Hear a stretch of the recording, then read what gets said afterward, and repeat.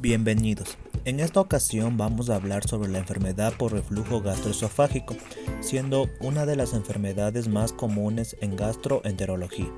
Entonces, ¿a qué llamamos ERGE? La enfermedad por reflujo gastroesofágico se produce cuando el reflujo del contenido gástrico conduce a la aparición de síntomas y complicaciones que alteran la calidad de vida del paciente.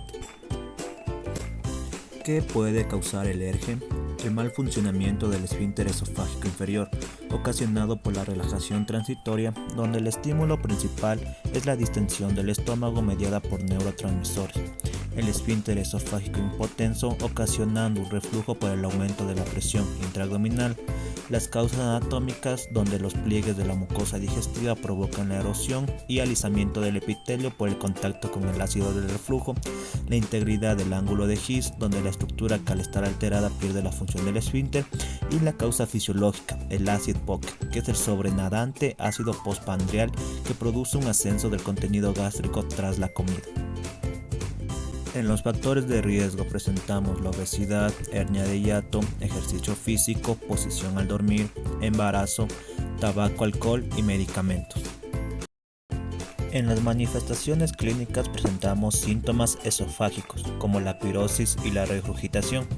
En los síntomas extraesofágicos, el dolor torácico, la ronquera matutina, tos seca o sibilancias y erosión dental por reflujo. En el signo de alarma presentamos disfagia, odinofagia, pérdida de peso y hemorragia digestiva alta. ¿Cómo manejamos la ERGE? Ante los síntomas de pirosis y regurgitación sin presencia de signos de alarma, empezamos el tratamiento durante 4 a 8 semanas con inhibidores de la bomba de protones, impidiendo la producción en exceso de ácido gástrico. Dentro de estos se encuentra el omeprazol, esomeprazol, lansoprazol, pantoprazol, deslansoprazol, rabeprazol, junto a las dosis ahí descritas. ¿Qué sucede cuando no existe alivio de los síntomas o estos recurren después del tratamiento? La recomendación es realizar una endoscopía de vías digestivas altas que nos permitirá descartar la presencia de esofagitis o ulceraciones esofágicas, cuya clasificación está dada por la escala de Los Ángeles, la cual clasifica en 4 categorías a la esofagitis por reflujo. Otra complicación poco frecuente es el esófago de Barrett. Pero, ¿y si la endoscopía es negativa y el paciente aún tiene síntomas de reflujo? Se realizan pruebas especiales como la pH-metría esofágica de 24 horas con registro de la impedancia, que para interpretarla se usa el tiempo de exposición al ácido cuyo valor normal es menos del 4% y el número de episodios de reflujo que debe ser menos de 40. Una vez realizados estos exámenes complementarios, según el Colegio Americano de Gastroenterología, hay ciertos criterios para considerar cuándo es o no ERGE. Se debe confirmar el ERGE con una presencia de esofagitis de grado C y D, un segmento largo del esófago de Barrett y una pH-metría con un AET mayor al 6% y mayor de 80 episodios. Se sospecha de ERGE con una esofagitis de grado C y D y una pH-metría con un AET entre el 4 y el 6% y entre 40 a 80 episodios. Y buscamos otras causas, con una ausencia de esofagitis y con una pH-metría con un AET menor al 4% y menor de 40 episodios.